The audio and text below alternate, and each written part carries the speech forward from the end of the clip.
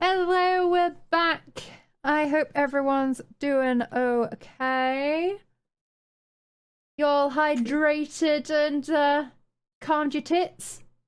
Yes, the calamity that is the memories has been quaffed. That's not a word, but I'm making it up. It means calmed and assuaged. There we are. Oh, it's going to be one of those podcasts. Okay. It's okay. Strigger's been delivered. It's fine. Oh, little smush. And you've Thank got your goodness fishy. for that. Okay. Right. It's a good day. Okay. Hello, everyone. I hope you're well. This is our Through Our Eyes podcast, which I haven't changed the actual title. So that's going well. I'm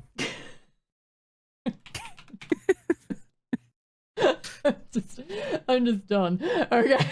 Today is just one of those days. Yeah, that was it, guys. That was See you in the nice, next one. nice podcast, guys. Hope you had fun. Yeah, fantastic. See you next time. Yep. Cool. Right. It's all right. A fish is just being murdered in the background. Oh no! Oh, it's gone.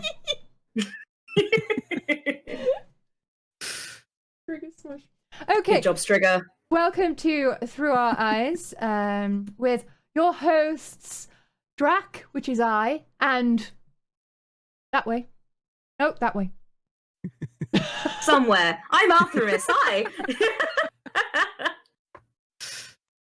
I exist somewhere in this realm. In Discord, it's the opposite way. Okay. Oh yeah, I know that feels annoying. Right. Do you need a moment, Drac? I think I need a millennia. Oh. Another. Jeez. The podcast is something that we do to highlight the stories of marginalised creators and the things that they have been through, help educate, maybe shed some light on some things that often aren't talked about. And it is in joint with the big awesomeness that is the Through Our Eyes streams that is every 2 months. One coming up on Saturday. Yep. Which is hosted by Arthremus. Tell us a bit about that, Arthremus. So the one coming up on Saturday is our second Through Our Eyes stream, and not to be outdone by the first one, we decided to make this one 2 hours longer because we're very smart. But as such, it will be hosted by myself and Mouse Was Taken. It's an LGBTQIA+ special where we are also going to be raising £2,500 for the Mermaids, who are a UK-based charity who sort of help provide support to the families of gender non-conforming children. So, children who may think they are on the LGBT spectrum but maybe aren't sure, children who are trans and need some support with that, and their families who may also not know how to deal with that. So they are an incredible charity. We're really excited to be supporting them. But yes, that is on Saturday from 12 p.m. GMT till 10 p.m. GMT with 30 guests. Yes, a range of 30 guests all across, the LGBTQIA+ sphere. Cool. I'll also be on that, so hi. Hello there. So today we have the wonderful DragonFreaky with us. Tell us a bit about yourself, DragonFreaky, and can I get some linkage in the chat? I'm bad at this point. So yeah, hi, I'm DragonFreaky for the people that doesn't know it yet. I stream casually. I want to have a schedule, but I can't. So I am actually planning to do like on the day schedule. Like if I post on Twitter, then I'm gonna go live. Something like that. Casual games like Phasmophobia. Recently, Vintage Story, which is like a Minecraft game but more hardcore. Oh, that sounds Next pretty to cool. that, yeah, it'd be like But next to that, I do a lot of programming. I actually finished a graduating game developer, even though the study itself was really, really bad. But that's a whole other story. But and I actually program a lot. I also made a little Discord bot that is still being programmed. So that's yeah, that's pretty much me. Next to having also PTSD, which I will talk about soon. And I'm married. I recently actually had my anniversary. Oh, congratulations! Thank you. Actually, anniversary weekend, we went away. We are 5 years married and happily. Aww. Congrats. Thank you. And I believe your other half is actually going to be on the Next Through Our Eyes stream on Saturday as well. Yes. So it keeps it in the family. Actually, thanks to her, I actually learned recently as well to be on that little topic as well, that I'm also asexual. So that's actually a pretty nice discovery, if I say so myself, because it made so much sense and things, and I feel like, oh man. And I just felt relieved, and yeah. It's just amazing. So these are an awesome help, and she's definitely going to be an awesome guest on the event. I can talk today. It's okay. Neither can we. No, none of us have got any idea. I think that's been this one's going on. to be a written interview, not a recording. Thank God for that. I have seen a bunch of comments asking about the various plushies. Do you want to give us a little lowdown on who we've got about? Yeah, sure. Well, this one is like a mini Dick. It's like a Dutch figurine of a little fat orange cat, which is a little bit lazy, but it's really adorable as well. It's like a child's story. I actually got it in the hospital when I was hospitalized. I actually have a bigger one over there as well. Oh, and a smaller one next to that. This one was the first one that I got the first time in the hospital. That was for the second one when I got my gallbladder removed.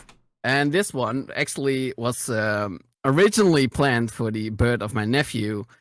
And I was like, oh my god, that's so adorable when we got it in. And Mystery actually ordered a second one to give to me. Oh. And since then, it has been resting on my microphone. Cute. That's that one. we have like a little shark over here. That's from the IKEA. The convincing part. A blahage or something like that. Yeah. It's actually a whole full small hash. Yes, I know pretty somebody big one who's as well. addicted to those. So. It's actually a funny story on that one because originally Mystery said like, no, we're not going to take him home and stuff, you know. I got a weakness for plushies. She does as well, but she has more control than I do. But when I said that I had a name for it, which was Tony Shark, she was sold. Instead of Tony Stark, I call it Tony Shark. I like it. And then you have her favorite plushie, which is a little crocodile. They call it Dilly. For her childhood reasons. Really adorable because of Peter Pan. You have like the little shark, or not the shark, the crocodile, with the clock in there, and she always called it Dilly on television when she was younger, so hence the name for that one. And then the little turtle on top of that, I called it Hoodie because of my. Cute. And then we have a sloth as well. Yeah, this is my most important one. This is actually my little mascot as well. He's called Pinky. The reason for that is when I got it gifted, when I got affiliated by Twitch, I got it gifted by Mystery. It came out of the box like this, with this pink up. And I thought it was like a malfunctioning like thing, you know. It corrected itself eventually over time. But I was like, oh my god, that's so adorable. I gotta call him Pinky. Yeah, that's a very British thing, is to drink with your pinky out as well. So maybe it's just a British sloth. I think so. I definitely liked it. So yeah, that's some of the plushies that I have. I have way too many more. But that's that's a story for a different time. All right. So, if anyone would like to submit questions for DragonFreaky during the podcast as we're talking, please feel free to use the channel points redemption, and we will get to them when we can. There is a section later on in the podcast where we answer audience questions. But let's get on with it, shall we? Yeah. So, first question is, tell us your story. What brought you here today? Well, I'll begin when I was born. Oh god, this is gonna be a long one. Right. No. Strap in, folks. No, but to get me off here, is it okay if I just put it out what it is? Like, is there some certainty that we don't want to talk about? Just making sure that I don't trigger. I mean, with the podcast, there's always a trigger warning. We are talking about sensitive topics. Yeah. We're talking about marginalized creators. We're talking about things that aren't necessarily often talked about.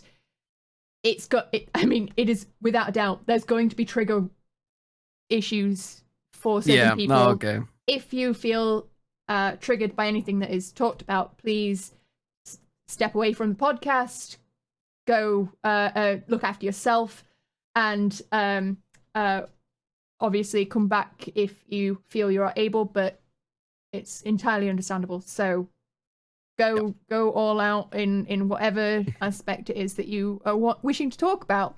It's within the terms of service of Twitch. I'll try my best. just making 100% sure, I don't want to trigger anyone without a warning. Same goes for you as well. If anything gets too triggering during our conversation today, yes, let us know, and then if you need to take a break, step away. We can always take a break. Yeah. Yes, that will be all right. I don't know how it will go, but we will see. Maybe I will get tears. Maybe on that. That's always that's always like a dice roll for that. But yeah, to get straight to the point, I was sexually abused around age of 12-ish. Around that age, it's like still a little bit blurry when it was, since it's been such a long time ago. I have actually stuffed that away back then. Like, I didn't know what happened. I didn't think much about it. I stuffed it away. When I was about 15, I actually met the guy in particular that did this to me. And just hearing his voice was all that was needed to actually train rush everything into my mind back again. And, well, I literally felt like I was hit by a truck or something. It was really overwhelming. And ever since then, it slowly grew on me, like, I suppose as a tumor that just wouldn't go away. I didn't trust people. I couldn't talk with people enough. I never really had a person that I was like, I can tell you about it. People that experienced similar situation did feel the what's it called, the trust to tell me just naturally, even though we knew each other like 1 hour or something. They just felt like, I can tell you about it. And I always felt relatable because of my own story. I never told it because back then I couldn't. It's been a really, really long journey and a difficult journey to get to the point where I actually met Mystery. That's the story that I told during the True Eyes, where she pretty much poked through my mask. Like, people know how to usually wear a mask to cover their real feelings, their real emotions, and things like that. She poked right through it. And if there's something I really hate is when, to give a little bit more context, she messaged me over phone. If something is really hate is when I suddenly get a message from people that I barely know, and they suddenly have my phone number because a friend gave them to them, and without my consent. I really get frustrated. So I was ready to brush her off, like, right away when she said, like, hey.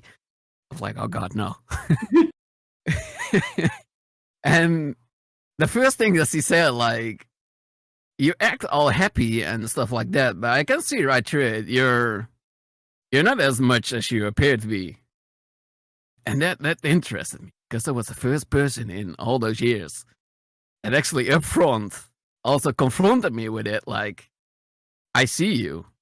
Just the whole idea of, I see you. Not the outside, you. And that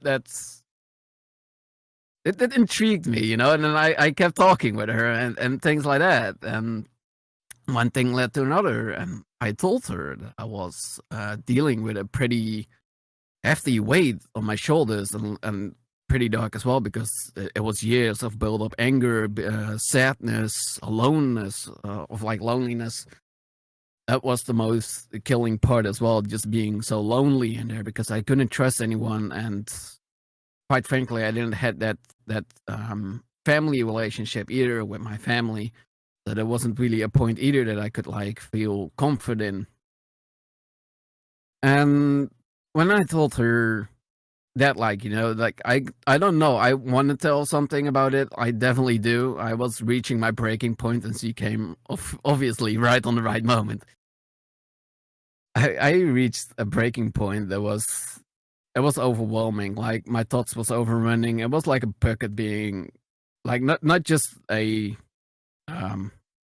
drop, just a whole freaking waterfall was going over the bucket, you know. It was reaching my limit. I couldn't. And I told her, like, I don't know what's gonna happen when I say I'm afraid. I was legit afraid. And at that point, did you know what was what the cause was? That did you know that you had PTSD, or did you not were you trying to get grips with that? Yeah, not specifically PTSD. I knew what happened, like the trauma. Yeah. I knew that. I didn't really specifically knew about the PTSD. So when I told her that, like, I don't know what will happen, she said the most comforting thing that I ever heard in my life, and it's still one of the most comforting thing that I can hear to this day, is like, I will hug you, no matter what. And she did. Yeah. Quite frankly, actually, she did. To really summarize it shortly, on the moment that I actually told her, I actually saw it growing black over my eyes, and it was the most terrifying thing in my life, because I really felt like my emotions, my rage, my everything was taking over me. And she hugged me, and suddenly I felt like a rush of love, like feeling not being alone and warmth and so on. And then the next thing I knew, I was actually seeing all kind of water because I was tearing up like hell. So yeah, I hugged her, and ever since then we created a bond, and not long after that we actually got also in a relationship, and it's the best freaking relationship I ever had. Oh. That's when my healing process started.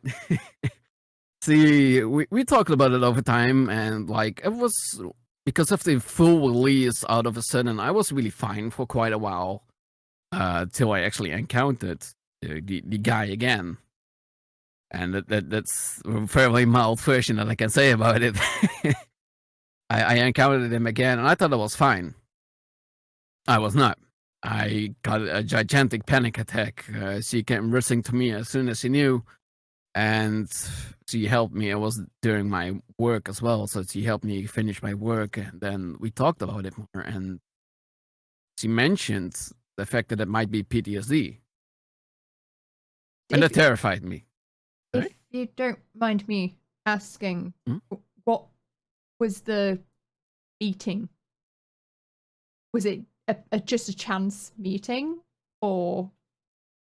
Sort of. Like, to give a little bit more context, I was doing a meal. I was bringing meal around to house, and I actually got to his street, to his house specifically as well. Okay. And you know, there was a lot of time passing over it, and he is already, well, pretty much an adult that would have probably moved out, is what I hoped for. That was not the case. Right. He one time came outside to ask if there was some meal specifically for his house. He was actually standing right really close in front of me. And that was terrifying. Yeah. An Actually, unhappy chance meeting.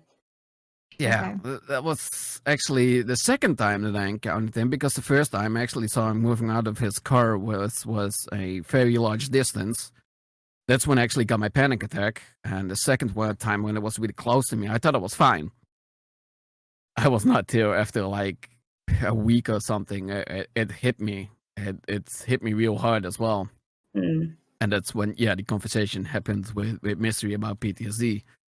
I eventually went to therapy. Like I went to my local doctor and asked about it. You know, like I also told it. That was actually the second time I actually told ever what happened to me.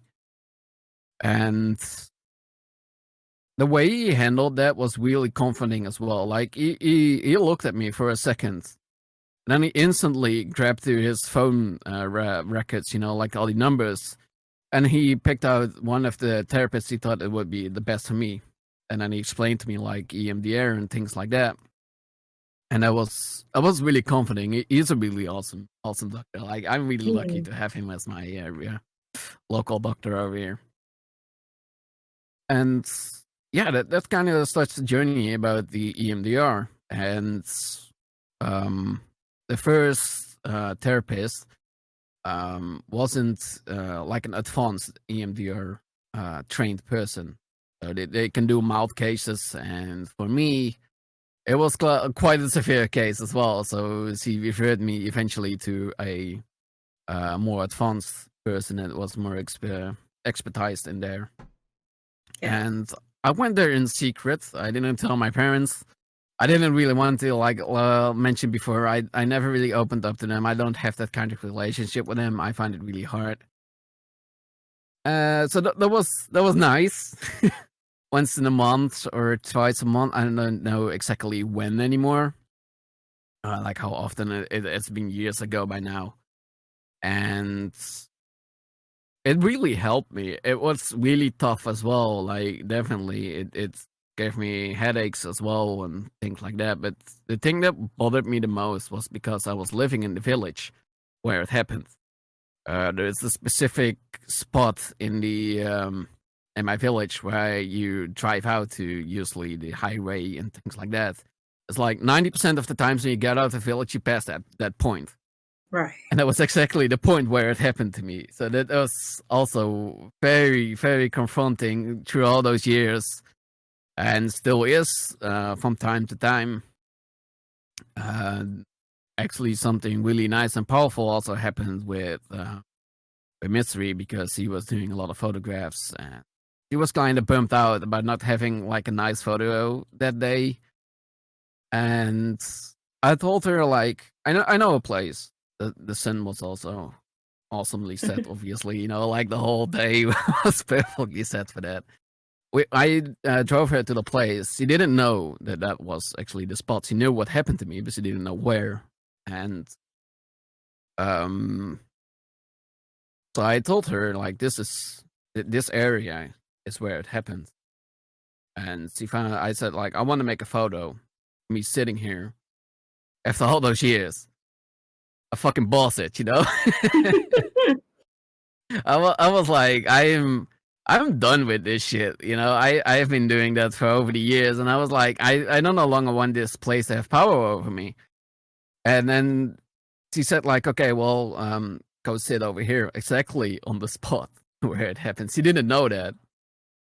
And I started tearing up, and she made one of the most beautiful pictures she ever made of me, because there was actually real emotions. There was no mask, there was nothing. It was just me in a photo. And I told her then, like, this was exactly the spot where it happened. And she was a little bit shocked, but at the same time, she felt proud because I was able to do that. And she was proud that she was actually allowed to make a picture like that in that moment. And I'm very proud of her that she's a very talented photographer. that is a really beautiful story of you kicking that in the ass.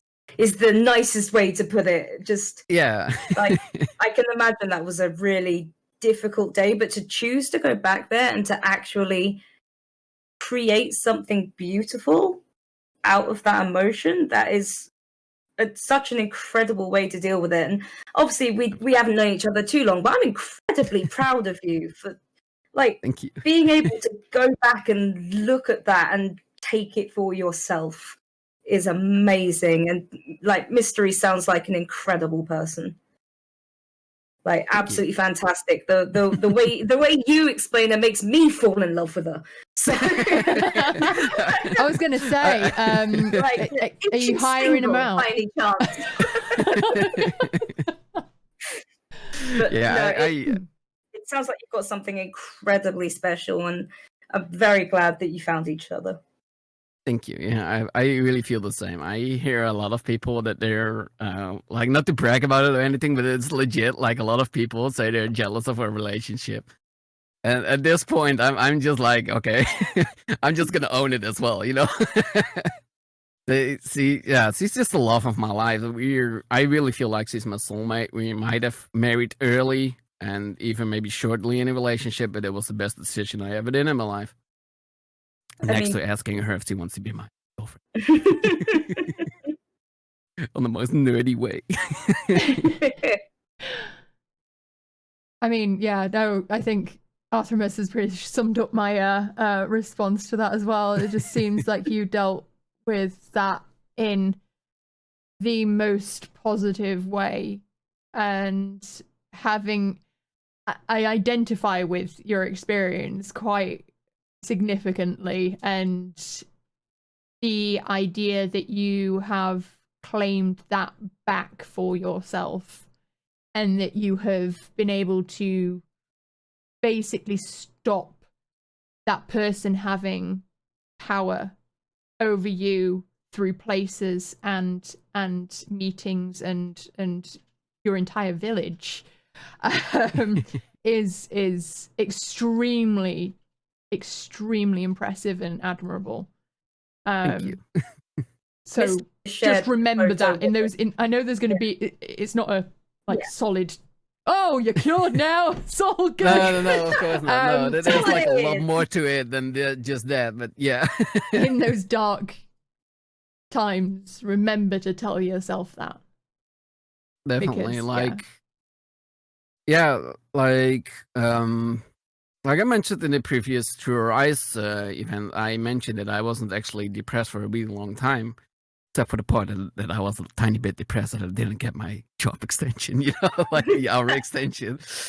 I must add to that, I got a little bit depressed this week because of recent events in this house, but it's nothing like severe. It's gonna stick forever, you know, like that little pot, that little well where people usually sit in. I've been there a lot as well. I freaking threw sand in it and I just sit on top of it, and I'm like, no man, I'm not going back in there. To just put it really bluntly, and it's been a really long road. Like, of course, I reclaimed the place, but being constantly back in the village and around it, depending on how you feel and how you stand up, it's also still a constant fear possible on the surface, which was true for a long while as well after that photo. Till not too long ago, because I was really done with all bullshit in this world. To put it real simple, I was really done. I'm still tired, you know, don't get me wrong. I'm still tired, I'm still exhausted and things like that. But one thing I refuse to do is being utterly depressed, and I'm going to be so negative that I'm just punishing myself. Like, if I'm going to be depressed like last week, it's going to be for reasons that is not myself. So to give a little bit more context, when we had a lovely weekend away, we finally came back home, and the housing situation is not that great. I live with my parents together with Mystery. When we talk about things like Corona, they don't really believe in it. They really take a shit out of it, legit. And that really pisses me and Mystery off, especially because everyone in this house is actually a risk factor, you know? Me, because of my, what's it called again? Hopefully. Pancreas, thank you. Sorry. That's all right. Yeah, I have pancreatitis, very severe, which is also, thank you. That's also like a different story on its own. But yeah, I'm quite a risk group as well. So I'm really taking precautions, you know, cleaning my hands, things like that. I try to do the best that I can. When we got home, like the first thing, we weren't home for 5 seconds, and my mother said like, yeah, you better stay away from me. I got fever, high fever. And I was like, oh my God, are you kidding me? And I was like, okay, that's one thing, you know, can happen. Next to the fact that she usually looks like, she finds people that has fever as well to like, I don't know, sniff it or something. I don't know. It's weird. To really put it bluntly, okay. I'm sorry, Give them, like, a simple idea. Like, a fever. Yeah, I don't know. See, chicken pox parties, try and get the kids sick early so they don't deal with it later in life. Just exactly, something like that. So I don't know. symptoms. See, so she thinks she's immune or something. I don't know. COVID or whatever. Yeah. So she said that. So naturally, the first thing I ask is like, did you test or did you make an appointment for a test? She's like, no, I'm not done for that yet. I was like, bitch, excuse me, what?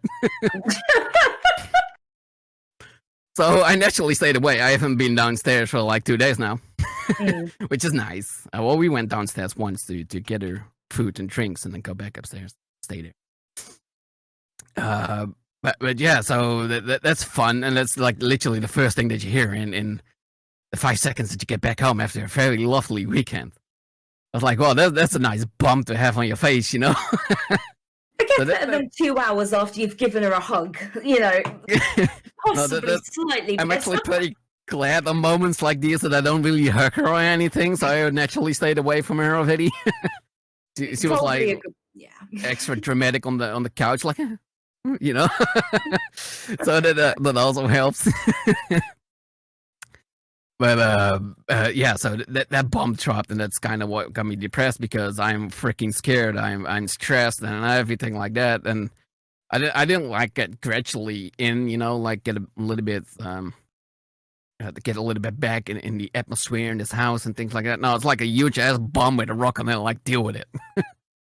So I have that right now, so that's a lot of stress, and I can like focus on things like that. But the one thing I refuse, even during these times, is to blame myself or say that I'm worthless or anything like that. I refuse. Mm-hmm. If anything, after all these years, I'm proud that I can say that I'm a strong person and that I got really far for what I have experienced, and that I refuse go back there. I will stay strong. I will stay true to myself and just, you know, rock it, I suppose. Sounds like you're doing it. It sounds like you're doing it. And I mean, there's so much other crap we deal with in this world. We don't have to hate ourselves as well. Exactly, you know, I don't have time for that bullshit. To just put it very simply, that's what I usually say myself nowadays. It's like, I don't have time for this crap as well. Like, people being scared that something comes across maybe hatefully or something when it goes over chat, and I can totally understand, you know, everyone reads differently and like a different interpretation. But I naturally now, it's what I learned myself, is to keep things natural, and if I find that something sounds offensive, I'll just ask them, do you mean it offensive? Because if you do, then I will respond offensive back, you know, but if not, then that thing is wrong. And I feel like it's a little bit of a unique view on that, and I hope people can share a feel like that, you know, there's already enough bullshit going on, you know, you don't have to fear your friends or yourself anymore. Like, yeah, your biggest friends yourself can be your biggest friend, and your biggest enemy can be yourself as well. To like put a little bit like that. And I chose to not be enemies anymore and just be friends with myself. And that helped. So I feel like this is probably going to be answered in the next question. So I was wanting to direct it to this. Is your PTSD, how has it affected your life? What has been your symptoms? What have been, you know, like the effects that it has had, and what has helped you in that? Like, how have you managed to make those decisions and come to those conclusions? Because I mean, it's all well and good saying, yeah, I've chosen to just deal with it. Yeah, no, fuck off. That's the short road. You know, yeah, exactly. So a lot of people always tell you, you know, Yeah, just no, definitely. be happy. Oh, Just chill. It's yes, yes. fine. But that took me 15 years to come to No, terms exactly. with. There's a lot of steps in between that. So tell us about Well, a bit actually, about those things. Yeah, it actually did take about 15 years when I look back at it. Yeah, I'm old. But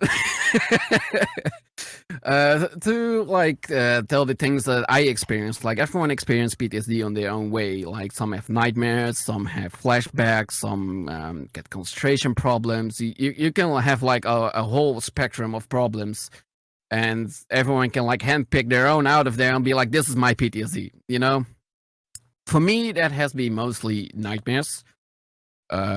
Waking up screaming from time to time. At least it used to be. I will actually just say what I experienced so far. It's like nightmares, concentration problems a lot, which is eventually I got classes for, which I will come back later to. Concentration problems, trust issues, a lot of trust issues. One And thing how did those that manifest? There's all sorts of ways trust issues can occur. Yeah, no. Like distance issues, like having people close to me. Like you know, you have like your personal bubble around you. My personal bubble was really big for especially people that I didn't know. Yeah. There was actually a class that I followed before that you had like to stand and against on the other side of each other and be like, you say stop when you want people to not come closer to you. The person on the other side of me could only say one step, and I already said stop, and I'm like, no, you're not getting any closer. So that was my personal issue. When I got friends and people that I trusted, like there was like a feeling that I can't really describe. I suppose it's like you just do, like an instinct. Those people could usually get closer, but that was also in the same study one specific friend, because teacher was getting issues with me for the fact that I didn't trust people.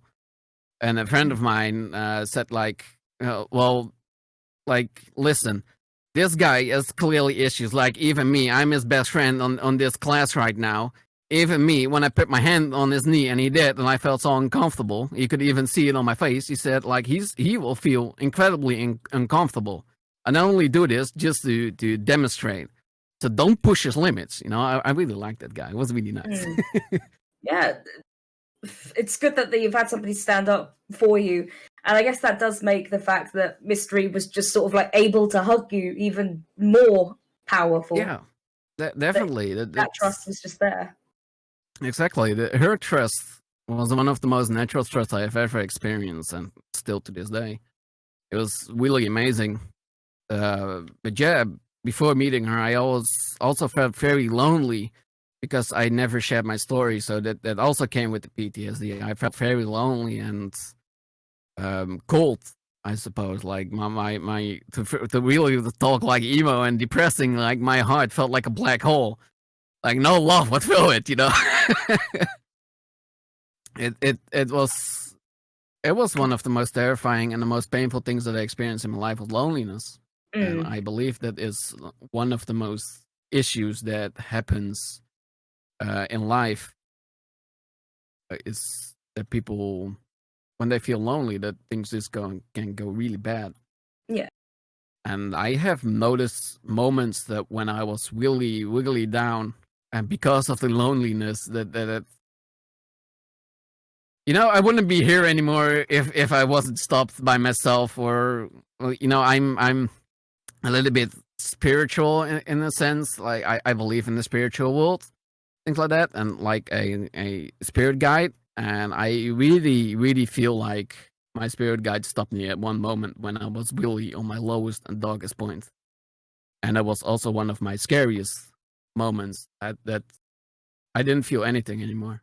I legit didn't feel anything anymore. And I'm not fully going to describe the event, because I feel like that can really be a major trigger point next to the things that we already spoken about. But I couldn't even feel my body anymore. It literally, if I wasn't stopped there, then I don't know what would happen. And I don't want to think about it either. You know, I was stopped. I felt like it. And after that, when I came back to my senses, I felt so terrifying, because I was the loneliest I've ever felt. That was just a pure void. So yeah, that came with my PTSD alongside, which was very nice.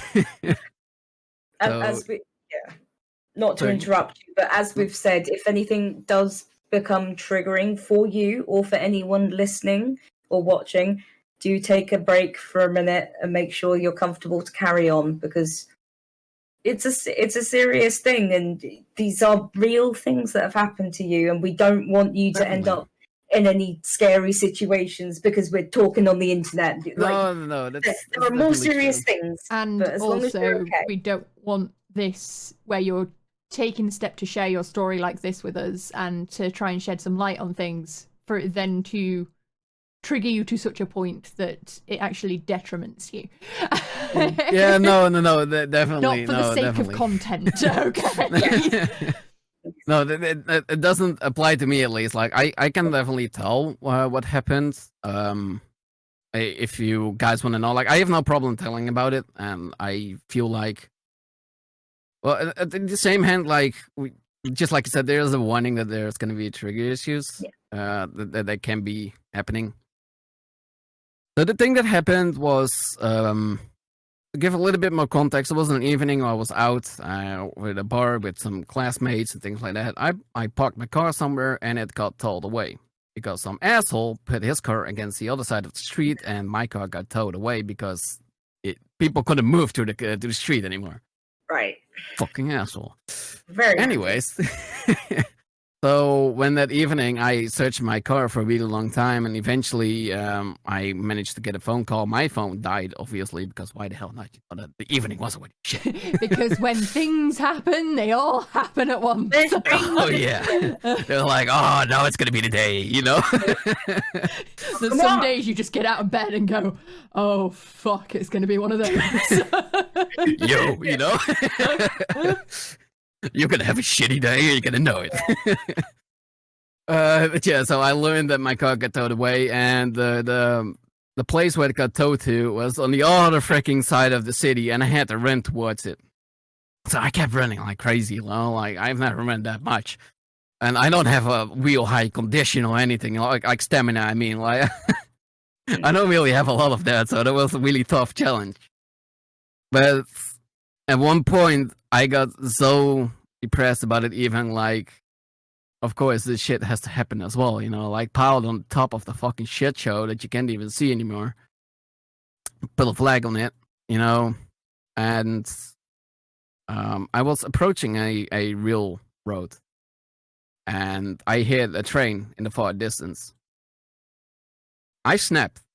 My mind snapped, and it was terrifying. The only thing I could still see was the far distance. Like, I didn't even see the train track yet. I just knew it was approaching. I just ran. I have never ran so hard in my life. And I wanted to say I was terrified, but I wasn't. I was literally, there was nothing. It was just purely void, and I was running. And I could feel my body just extending beyond its limit to run as fast as I can. And when I saw the train road, I got close. I slowed down, and I cried like hell. And I realized what the hell I was doing, and I was so terrified. The train passed in front of me, like a far distance, not like really close or anything, like. But it was incredibly terrifying, and on that moment, I was like, I never want to feel like this again. I just don't. And I don't know how I will do it, but I won't. I refuse. So, yeah, I passed on. I eventually got my car, a lot of shit further, you know, shitty nights. And, you know, life continued. Eventually, not too long after that, like a few months later, I believe, I started to meet Mystery. And that event also contributed to my breaking point for my PTSD. Like, it really got like to the shit high storm that I was like, oh my fucking god, if I'm not gonna share it now, I'm gonna explode and I'm gonna go mental or whatever, you know. I don't know what's gonna happen. Maybe I'll fall down and just be like, nope, I'm done, you know. I don't know. Anything could have happened. And yeah, that's when I met Mystery, and then the things continued from there on. Some therapists and Mystery were also during the process over the years after my therapy as well, was afraid of my negativity and depression and things like that, that I would be suicidal. I had moments maybe that I perhaps like that it crossed my mind, but I would never ever dare to execute it or anything like that. And I also made sure that my therapist and Mystery as well, like, I don't fucking dare. You're here for me. You saved me from my PTSD shitstorm. You gave me love. You know, I finally know how it's not to feel alone. How the heck can I do it to you? Specifically to her and all the friends. To give them, like, to take away a part of their heart, the feeling that I share with other people that they are not alone, and take away myself out of that. I couldn't. And that's no matter how shit I felt, I just refused. I couldn't. I rather just went to bed early or anything, just sleep it off, than to do anything weird or anything. It's yeah. So yeah, suicidal things that also came along with PTSD. That's fun. To feel like that. To get a little bit more back on the symptom things. Things that triggered me were like the village, you know, like the village where it happened. Certain memories could trigger it more. EMDR definitely, like, they get the connections that they have, so that they become more memories instead of like being on top of the on front of, you know, like you experienced it just moments ago. It's yeah, so triggering things like that. One things that I know is like 13 Reasons Why, the first season, and I don't know if people watched it, but what happened to Hannah was one of the toughest things I have ever watched.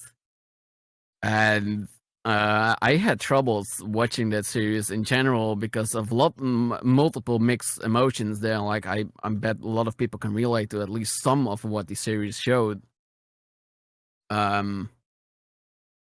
Yeah, so that's also things like visual things. When I mentioned earlier my glasses is also a thing. I noticed that my concentration problems. I noticed when I put my sunglasses on, they go mostly away.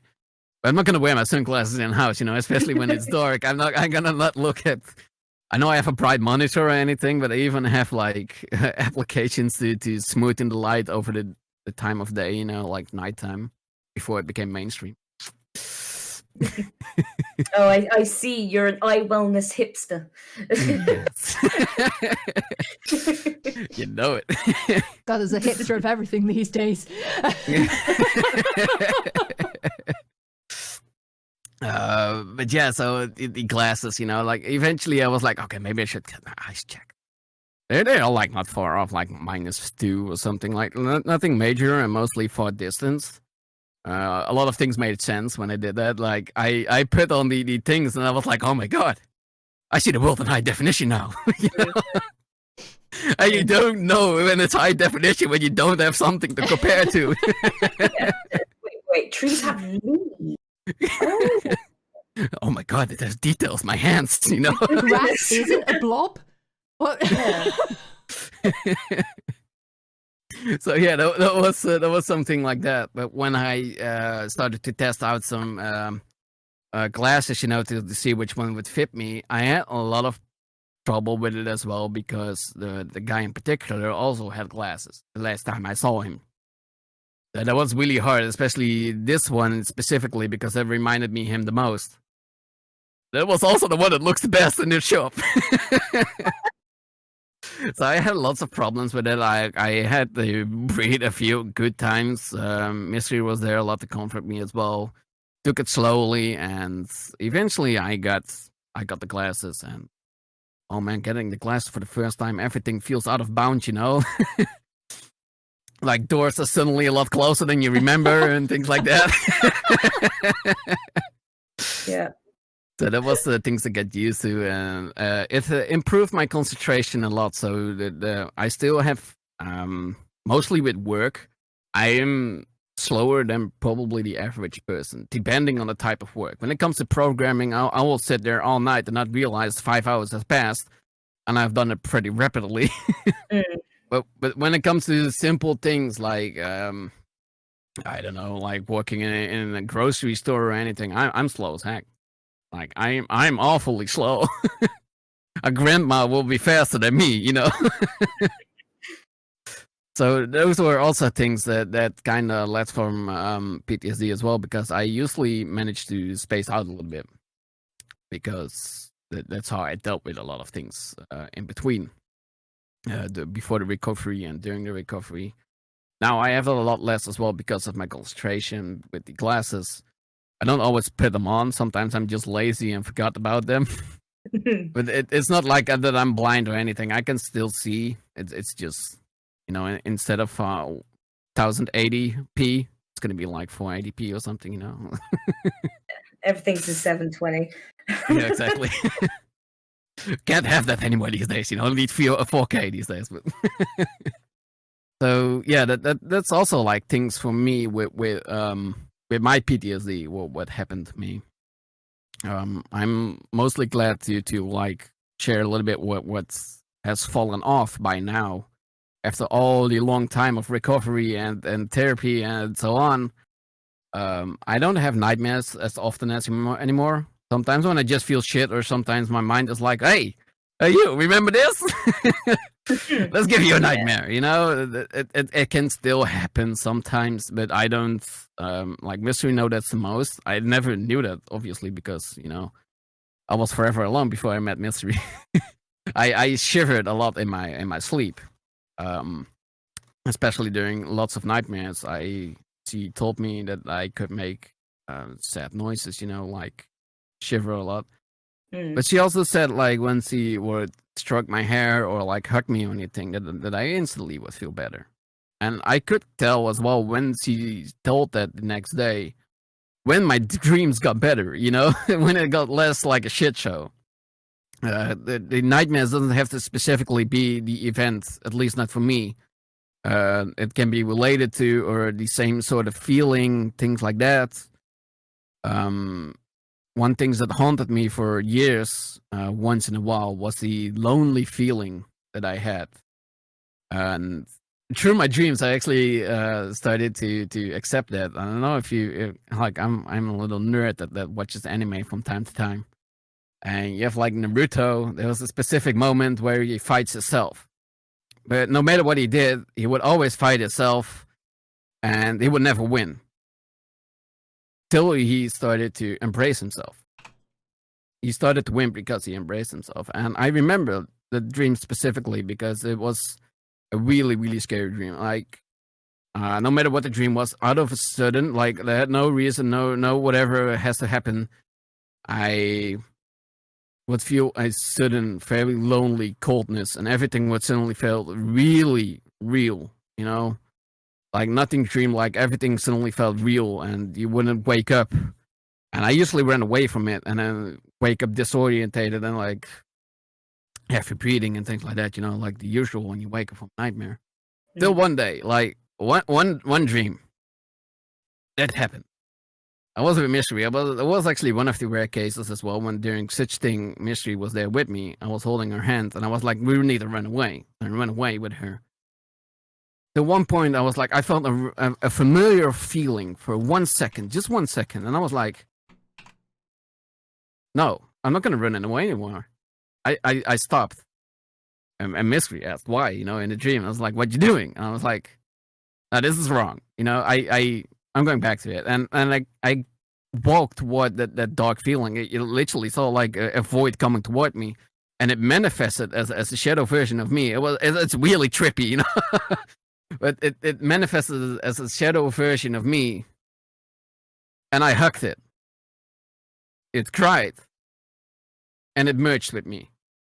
And I woke up with a whole feeling. Like that I was complete for some reason. It was really trippy. It was really weird. And when I told it, I told my therapist as well. It was like, wow, that's really some movie shit. Yeah. You know?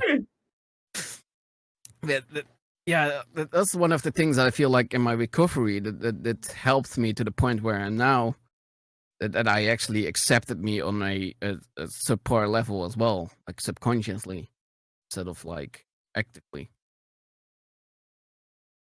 So yeah, that's pretty much a lot of things. I don't remember more that triggered me or anything like that out of the top of my head.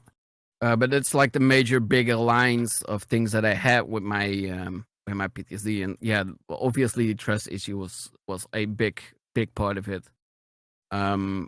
Actually, to get on that a little bit is how I combat that was to talk about it. I wanted to take. I felt like did not sound like I take her for granted, but mystery felt like my safety net. Like no matter what I told, she would always be there for me to pick me up if something went wrong.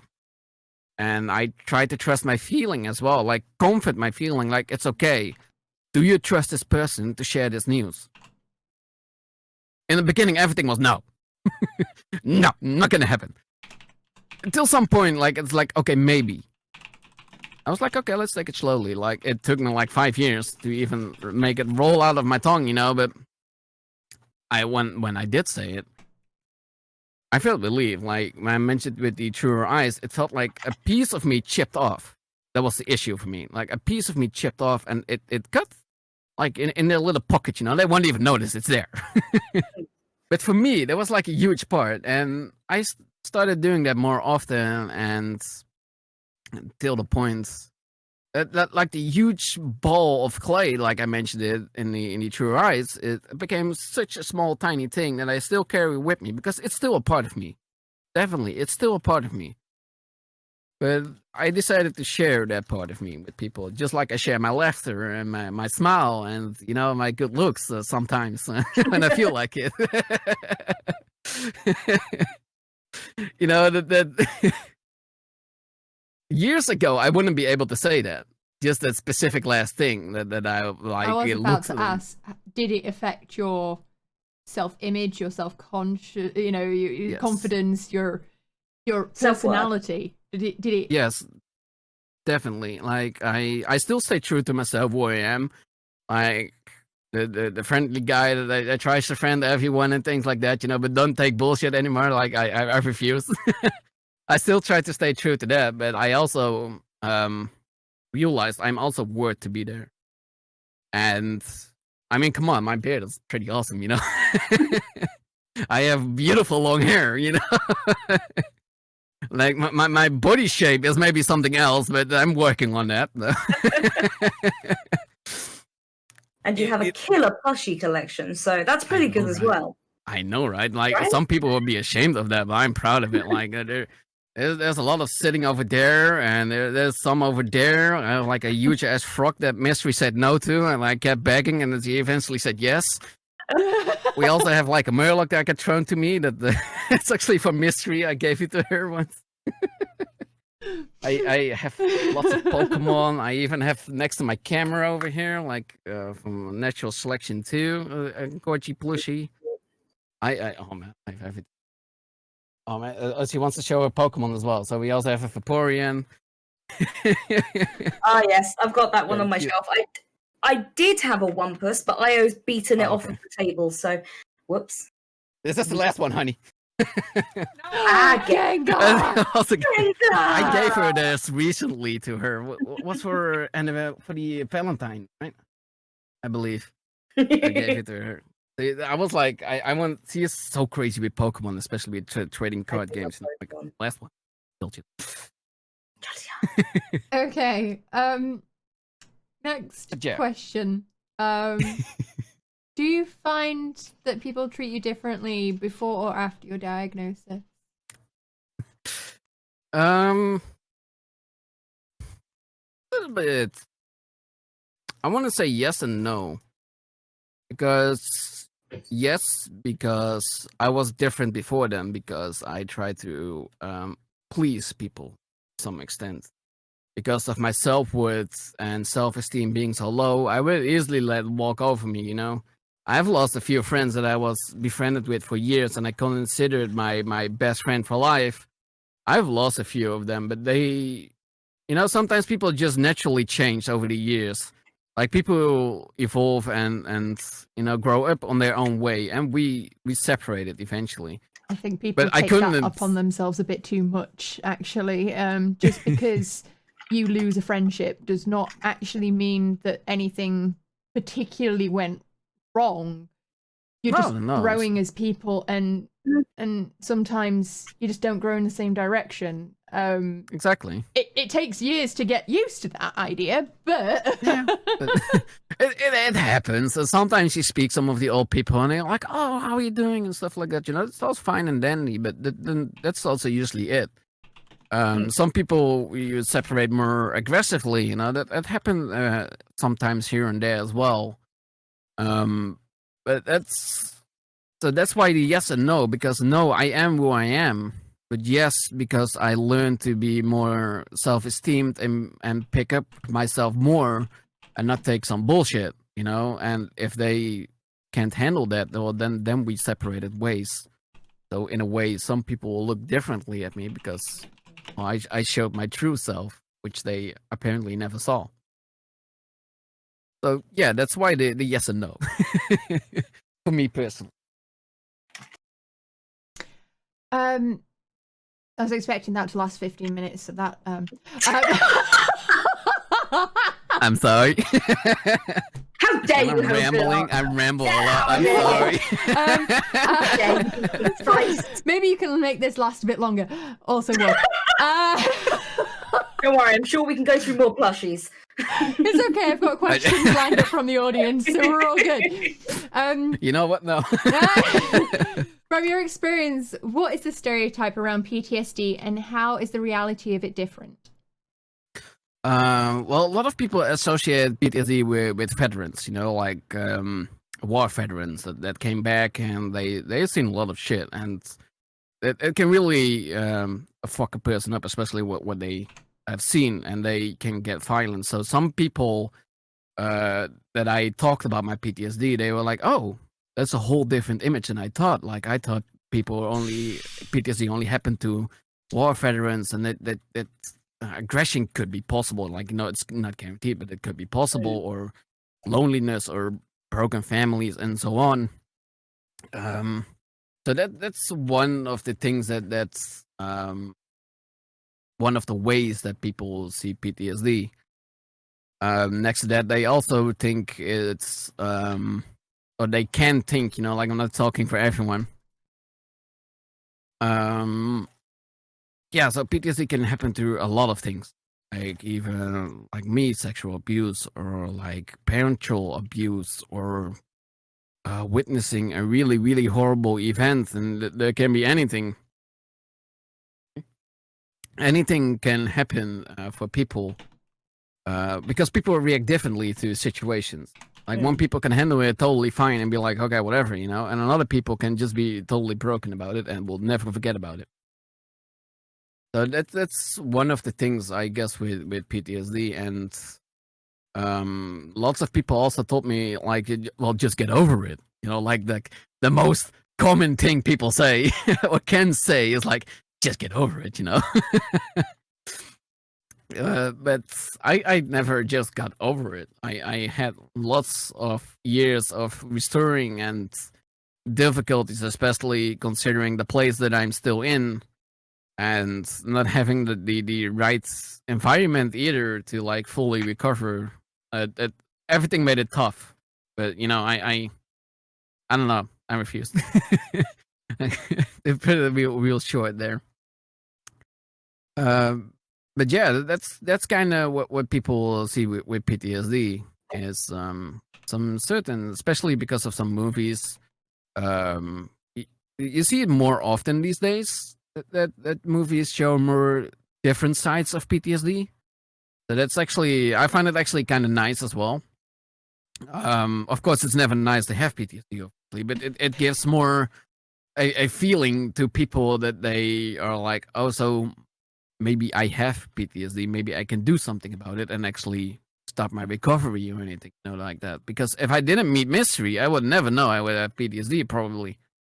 Unless I found someone else that was really smart, but...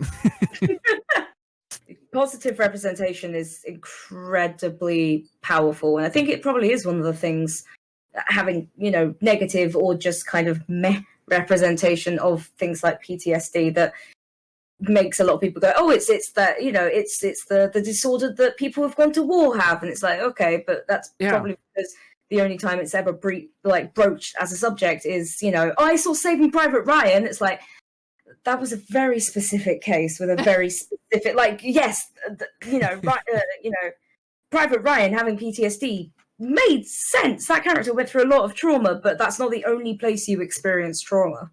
No, exactly, and that's also the way that people experience it. Like, I experience a lot of concentration loss, and that I sometimes can just stare into the open and just go into my own dream world, and then people be like, "You okay?" You know? It's yeah, but I can't blame people either for the idea that they have by PTSD, because even opening up about it is already one of the hardest things to do. So there may be a lot more people around you that might have PTSD without you even knowing it. But that's the case with a lot of mental things, you know, like people need to first open up about it before you actually realize it's there. And then you can actually realize as well there is more than just one specific thing. And given the timeline that we have now, there wasn't much opportunity for at least movies, I suppose, to show different sides of PTSD as well. Is there a particular film, TV series, song that sums it up for you quite effectively? Or at least represents it in a way that you can associate to?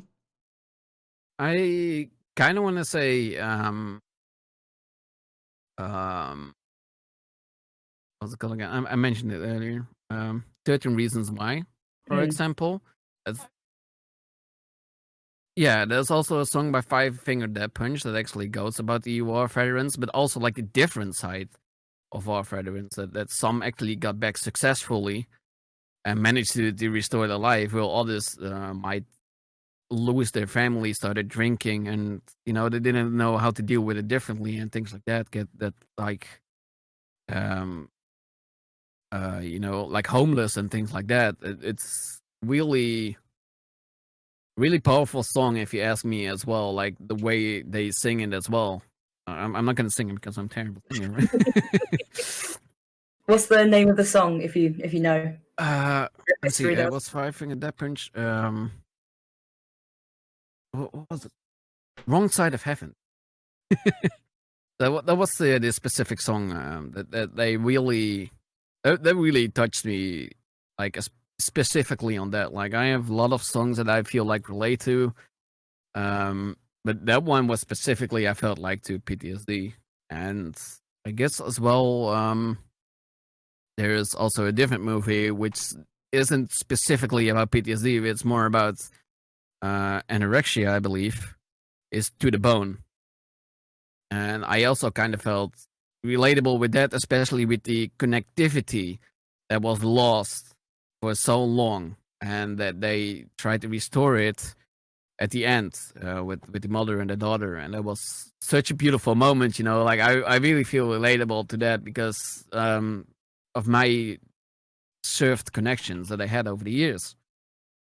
So that's also one that's like I said, not specifically about PTSD. It's more about anorexia, but there's also trauma in there. So yeah, it definitely seems to me that a lot of representations as well of PTSD are in, or, you know, are Sorry. I look at chat 1 second. Wait, please. We were trying so hard not to giggle.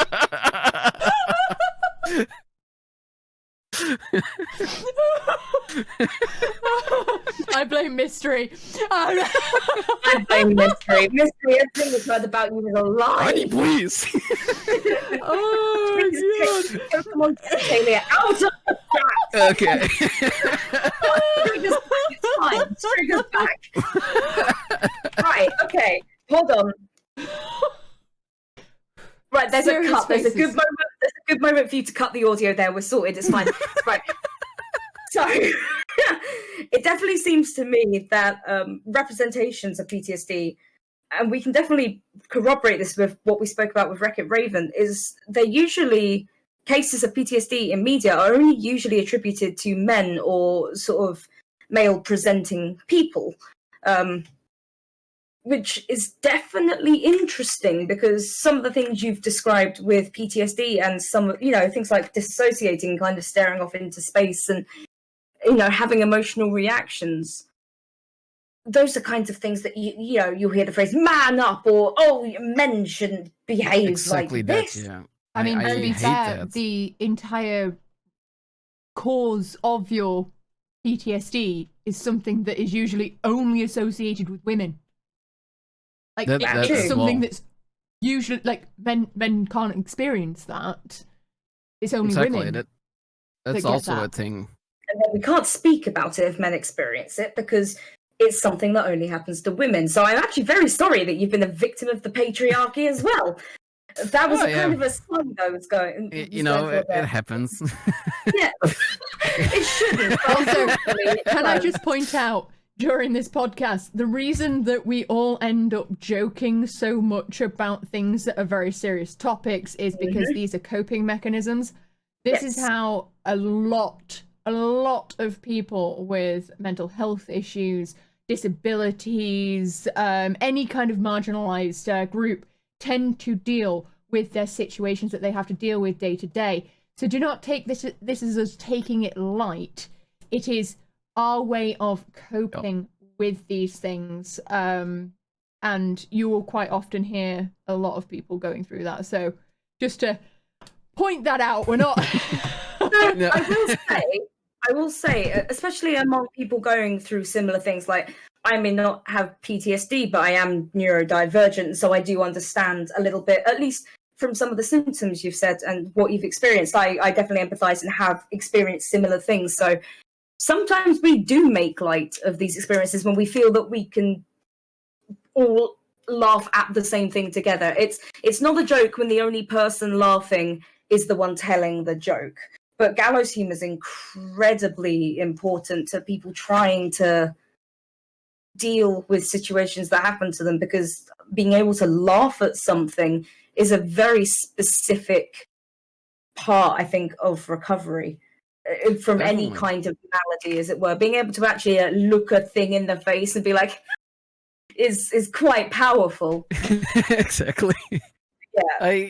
In a way, you can also look at it like this, because they usually say, like, laughing is the best medicine ever, and you can look at like it this way. When the first moment you're able to laugh about such serious thing is also, for me at least, the tipping point that you can actually start letting it go to an extent. Like, I have personally managed to let go a lot of my PTSD, which I never imagined be able to do so. And that happens a lot through laughter as well, next to sharing, obviously. And I also want to add on top of it, what you mentioned earlier, with the stereotyping. No matter who you are, what you are, or so ever, it's always okay to share your story. It's always okay to share your emotions. There's nothing shameful about that. And I wish my family would have learned me that sooner, so I wouldn't have stick with so long with this problem. Because my family was also like, just man up, just get over it, something like that, whenever it's an issue. And I was a crybaby when I was little, I was so emotional very fast, even before my PTSD event happened. I was always that, and then PTSD amplified it, so that's nice, Start crying about everything. But that's another thing, isn't it? It's that men are very often made to feel inferior for expressing emotion and crying when it is an entirely natural process that you are supposed to feel. Like, you are supposed to have this reaction when you feel that way. And crying is literally a physical response to the manifestation of cortisol and adrenaline in the body, which causes the eyes to dry out. So crying helps lubricate them. You're being told not to lubricate your eyeballs. Like, that's one way to look at it. Yes. Go and have dry eyes. Drac. You look better with dry eyes. Stop it. Look, I censored myself halfway through that sentence. All a scam from Big Pharma to sell you more Clear Eyes. I'm not breaking down things into their basis explanations. Like when we spoke with Wreck-It Raven, we came to a realization that racism, it is at its basis form, exists because somebody's ancestors lived closer to the middle of a rock, and men are told as children not to cry, which is basically telling them, how dare you feel stress and try and lubricate your eyeballs. This world is weird. No, exactly. That's why I personally hope for a world at some time that would just accept each other can for lubricate freely. Yes. And live at whatever point on the rock they would like to live. Like, honestly. No, exactly. You know, like, I like that rock, I'm gonna live on that rock, you know? Wet eyes and Pangea, that's what we need. No, exactly. Like, I feel like people need to be wherever they want to be, but don't feel like you force other people to be like you. Or, like, people are unique. And that's the most beautiful thing about humans, is that they are unique. What I find beautiful. One of the few things. Right. Sorry, a comment in the chat just got me and I was blindsided for a moment. Master Mage, lube up your eyes! Please don't put lube in your eyes. Especially not a silicone-based, you will have so much trouble. Don't do that. Don't do that. Not even tears to bring this out. Hey, there are some silicone-based eye drops that are amazing. Thank you very much. Well, okay, I'm not going to say what just came into my brain, but Jesus. I mean, I've been censoring myself for a good 15 minutes now, so it's 15 years. Honestly, but yes, I definitely think that going back to PTSD specifically, it's very much seen as a men's disorder. But most of the things associated with it, and you know, in terms of its symptoms and response, are deemed as unmanly. So I can see why it's so difficult for, again, especially men and male sort of identifying people to come to terms with it and to actually say it out loud. I can imagine that's incredibly difficult to actually embrace those emotions and then sort of say, oh, maybe this is something. No, exactly. That is hard, and it did definitely help that I eventually got like a group of friends that accepted me and be like, "Oh man, you cry, whatever, you know, just cry, get it over with, you know." That's the fastest way to get it over with. Literally, that's what I also say to people, and they're like, "I don't want to cry." Like, just do it, you know. Just why not? Why stop yourself? I mean, if you're gonna struggle against it, it's gonna only take longer. So if you really don't want to cry, just get it over with, you know. That's one way to do it. That's one of the rare cases that you can actually say get over it, you know. You have to go through it. You can't just stop and look at it and be like, I'm not going to cry, instead I'm going to be stunted emotionally for the rest of my life because I refuse to cry. I'm not going to show any emotions. Yeah, there has to come a point where you have to go through it. Yeah, definitely. And most of the issue people experience is trying to deny feeling. Yes. Pretty much. Like, most of our issues of being able to address how we're feeling is usually because we don't want to feel those things and therefore fight the actual feeling of it, when in reality, feeling it would help make it a shorter process. Yes, definitely. Oh dear. Actually, want to get back to one more thing. Actually, of one of the things that I experienced with my PTSD is very much on the social because I notice now, like I'm very confidently talking with you guys, you know, like definitely. But that's also the thing. I have like a hard time because mostly because of the PTSD as well. At least for me, like there are tons of reasons that can orange in it. But that's like reaching out to people to even talk like, hey, how's your day? You know, like it consumes so much energy for no freaking reason to just ask people, hey, how you doing? How's the weather? You know? Yeah. just simple things like that. Uses too many spoons. No, exactly. Just exactly that. When people come to me, I can usually like chat like a whole story out of nowhere for no reason, but just reaching out to people or holding contact or like even visiting people's stream, even though how much I would love to do it, I have issues with it, especially when I'm, well, yeah, out of spoons mostly for that day. Then just curl up in my blanket and I'm gonna sit here in my chair and I'm gonna play Minecraft or whatever, you know. I mean, something relaxing. It's an incredibly normal thing because when you approach somebody else, you have essentially opened a floodgate and you allow them to share with you. You've invited them in. Whereas if somebody else approaches you, you are invited to their space. It's a very different sort of mechanic. I do find a really good way to deal with this is actually if you want to say something specific, you can just say, "Hi, do you have enough spoons to speak about X?" Or "Do you have the time and energy for this? If not, I'll come back later." Like, yeah, no, definitely. Just that tends to be my usual response now because, I have extreme difficulty approaching people. It's something that I extremely struggle with is trying to make any kind of connections with anyone. Yeah. On the internet or on a social level. Anywhere else. Arthremus will actually knows exactly what I'm on about because the amount of times I've gone, yep. Sorry, I just have to imagine there's an entire spiel there. It's like, okay, all right, got it. Yep. I'm never lost in the conversation though. I don't feel comfortable reaching out to people. I don't want to disturb people. I don't want to disrupt their day. I don't want to add to their stress because the thing is I'm thinking about how it would affect me in those situations. And it's that kind of reflection of self onto another person when really that's 9 times out of 10 just you. And they have no fucking clue. No, exactly. But it is extremely difficult for people in those situations with that kind of issue with trying to connect socially because of previous experiences and how it's affected their mental health. No, definitely.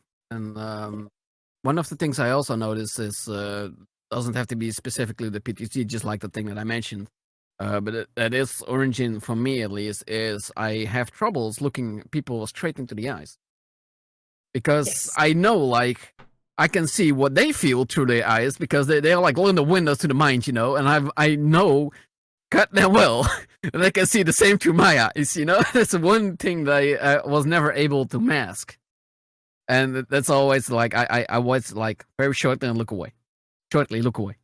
Shortly look away, you know? It's super annoying. And sometimes when I feel really confident and I have all kind of energy, I can like stare them down like, watch me, you know? But that's a rare case. It is an on and off switch, isn't it? Yeah. It's like I can look in your eyes or I can't. Exactly. It's not in between or anything, you know? It's one or the other. Are we doing this staring competition or not? Because it's one of those that I've always used a theatre trick to get over, which is not to imagine they're naked because that's even more awkward. But if you look just right, like here, just right above their eyebrows, like the third eye or something, you know. Exactly. And if you're doing the same with a webcam, look at the outer ring of the webcam because that way nobody can bloody tell. But you're like, I'm looking at a wall. I've got googly eyes on my webcam. Of course you do. So I can try and make eye contact. Eye contact practice for the day. If I can stare longer than 2 seconds, I feel accomplished for today. Yep. Right, shall we move on to some audience questions? Yes, I'm pretty curious. Okay, so first question is, what help did you find most useful to helping you deal with your PTSD? My wife's love and support. Just in general, a person. Like I specifically mentioned my wife now, but just in general, like a person that you can trust, helping you through the difficult times. Talk a little bit about it. You don't even have to talk a lot about it, but just the feeling that you feel. You know, you don't have to talk about the event, but just the feeling. Like I feel like shit. Is literally enough. Just share some of it, and that's how it helped me to get through it. Okay. Yeah, I mean, I think we covered that pretty well. Yeah. In general, I can talk more about it, but I think there are more questions. So. So, sorry, I had a complete fibro fog moment. Was just like, ooh, and then realised, Oh, there's a birdie over there. Oh crap! It's okay. I feel that. Do you need like a Red so Bull or often. anything? You know. Probably not advisable. No, I already took one earlier tonight. Me of when I was a teenager, my friend Hannah, one of my very best friends, I don't remember why, but every time she would drink a Red Bull, she would go, "It gives you wings," and so I just imagine flying boobs every single time. Just Red Bull gives you wings right here. And my dad's a politician. I think he knows about my stream, so hi. Oh god, please. You heard it here first, guys. Wing tits. Watch out for the float away. Wait to ascend to heaven first. Now the curves in some pictures make sense. Now the portraits that they make. Backstrap, curved, and things like that. Oh no. Anyway, Next back to question. the topic. What is the main thing you would recommend medical professionals when it comes to providing help with PTSD cases? EMDR. That is the number one thing that I recommend, and it's recommended in general. I will say upfront, even though I would love that it helps everyone. Everyone experiences it differently, obviously. I know some people that took it longer. I know some people that it didn't help for them. But it's definitely the first step. Can you explain what that is so that people know? All right, sorry. I'm not like a big professional, but EMDR. I know the basics of it is... what does it stand for? What is it? I don't know the exact letters and words for that, but it's the... Sensitization response or something like that. Yeah, it has to do with the eye movements, rapid eye movements. Some can do it with the fingers, some do it with the lights. The basic concept is, anyways, that your eyes move a certain way on a certain tempo that feels comfortable and gets you in a sort of a trance, I suppose, you know. And they will walk you through it by talking to you, and with that, your mind, literally your brain, will start to sever certain connections because you get to a certain place during the therapy that you can let things go on a subconscious way. That's the best way I can personally describe. Yeah, eye movement, desensitizations, and reprocessing therapy. Thank you. Exactly that. I'm getting distracted. That's all right. This is why I barely looked so at the mature. chat, by the way. We've just been having lots of Pokemon discussion. I never wanted to grow up anyways, you know. I just wanted to be a Pokemon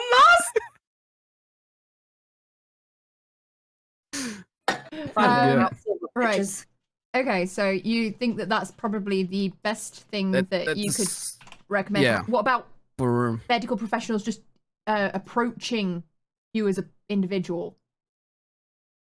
The best way to do that is just go to the most local doctor, I suppose, and tell your story about it and how... the medical professionals. Like, not how do you go about getting the diagnosis as someone who is suffering from PTSD. As a medical professional, what do you advise dealing with a patient? So, as a doctor, how would you recommend they deal with something in your situation? Yeah, as a sort of a general medical term. Yeah, well, not even dealing with it, just approaching it in a sensitive way. That's actually a very good question. It's from a registered nurse, so yeah. Yeah, no.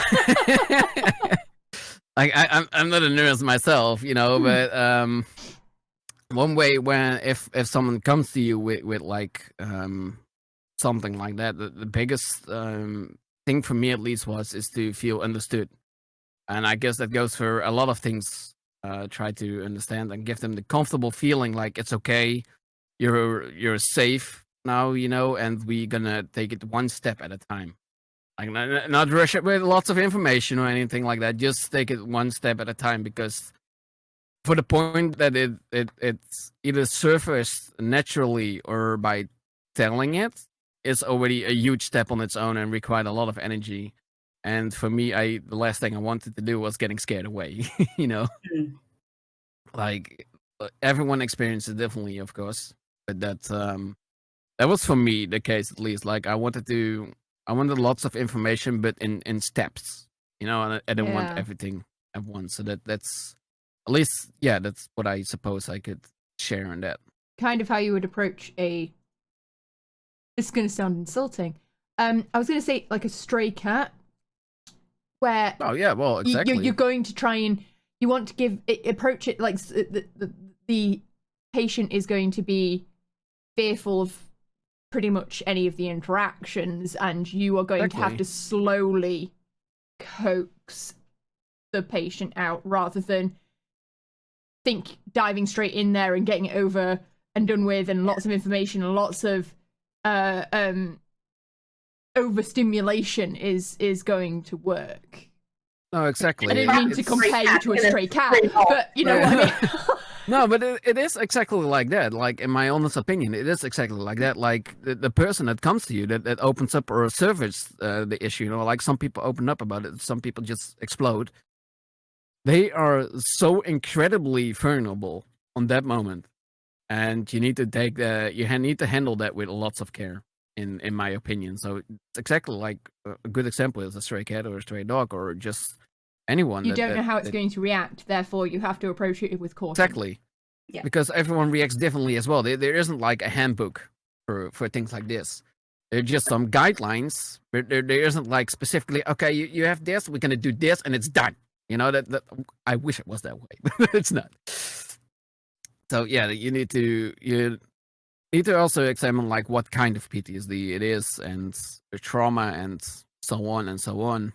And just slowly go into it and let the person mostly tell their experience and their feeling, and never say that their feelings are invalid.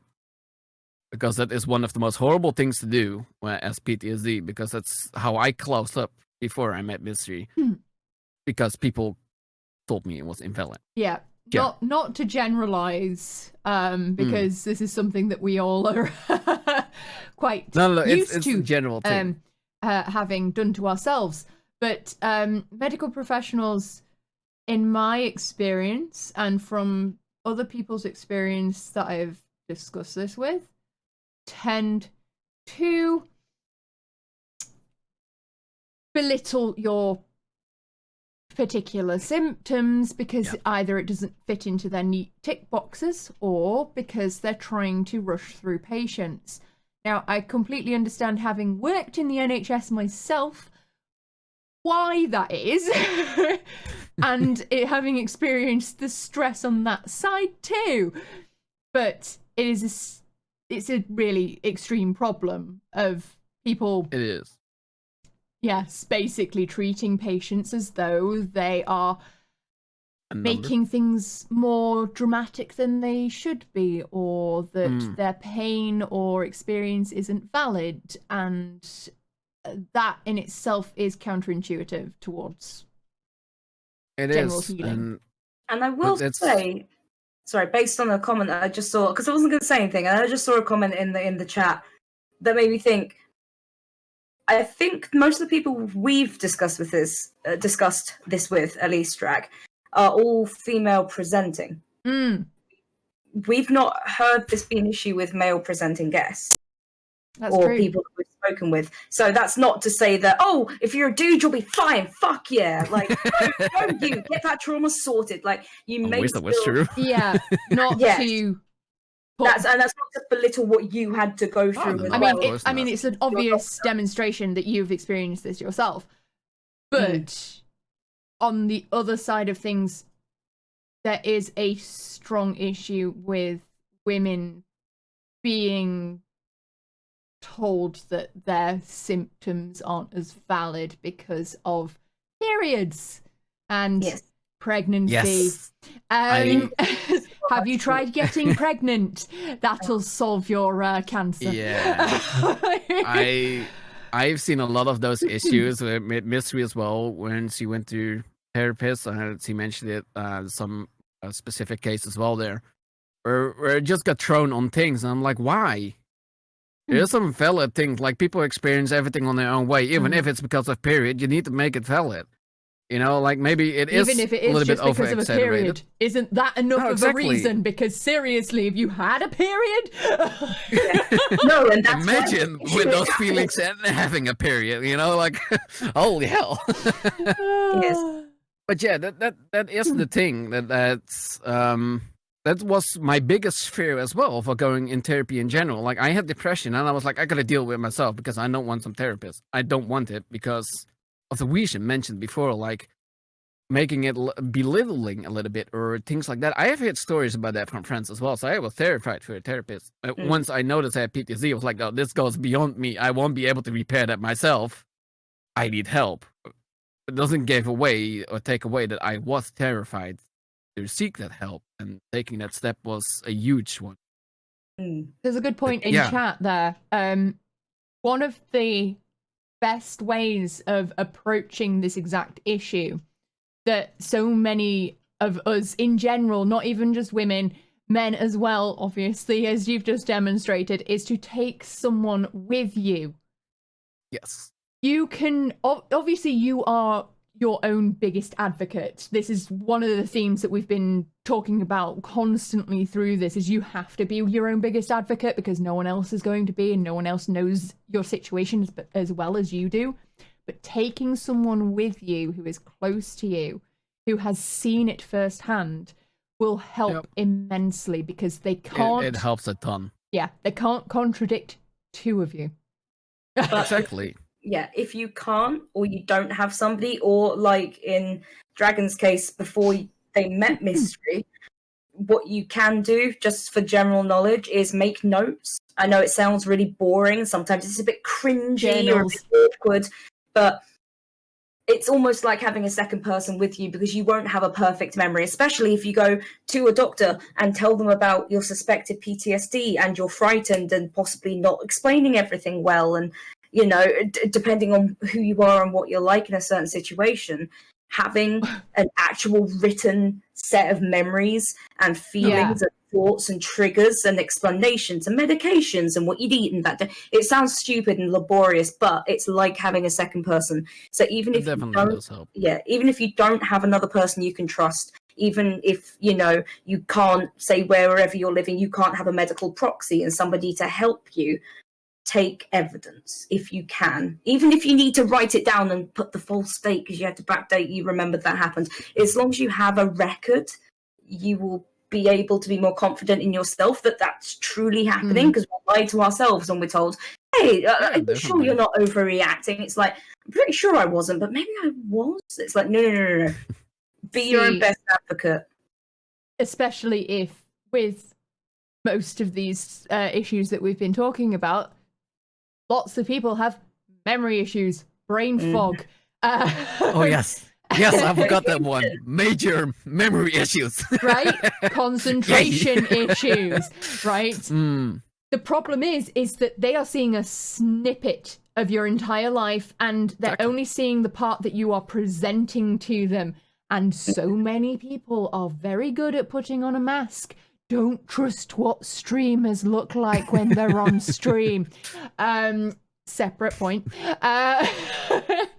But just because they only see that small snippet and you're all giggly and happy and yes, I'm just gonna get this over and done with because I have anxiety and this is killing me, but I'm going to get through this because I have 10 minutes. Couldn't run them back out, you know. Find the cat, find the cat, where's the cat?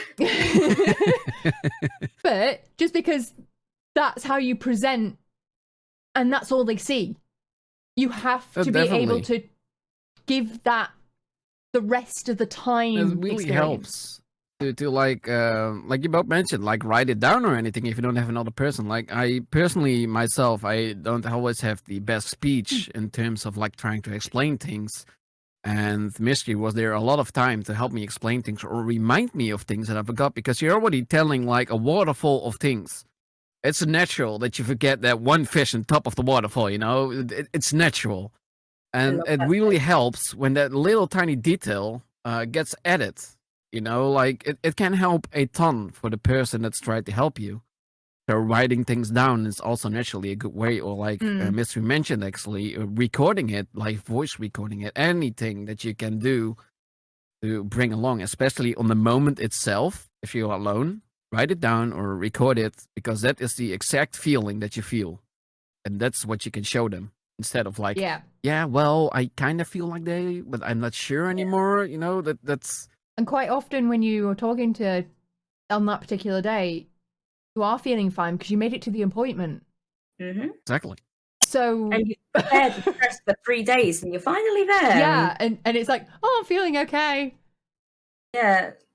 I was shit the past 3 days and I wouldn't have made it here had it been in those 3 days, but you know, now I'm feeling all right. If you're listening and you've never had an issue like this, try and remember last time you got a paper cut. What was the exact sensation? What did it feel like? Burning. Do you like burning? Do you remember? Did it bleed?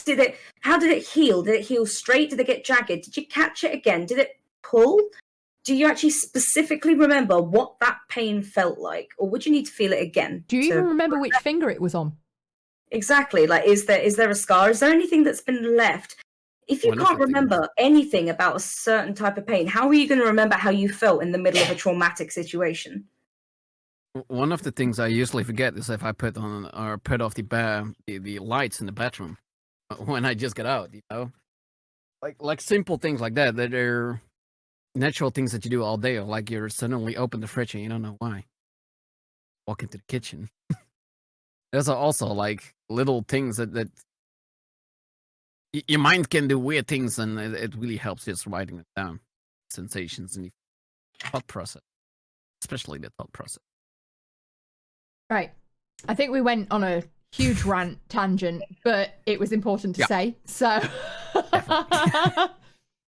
no waste of time. Okay. Next. No, it wasn't a waste of time. It was good information. We needed to talk about it.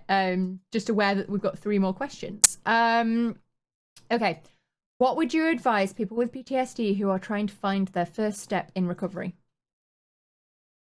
The first thing, I suppose, is trying to at least find one person to talk about it. Doesn't have to be like instantly professional, because like that is one of the scariest steps that you can take. But just opening up about it to at least one friend that you know you can trust can be really, really helpful. At least for me, it's. I felt very good for a few good months because I was able to release all that emotions and tension and all that. So I personally think that's, for me at least, that was one of the best things I done, opening up about it. Yeah. And then look for the next steps. Okay. Yeah, I don't have much more to say about that. No, that's fine. I mean, at the end of the day... Definitely. Drax got a question, so I'm just...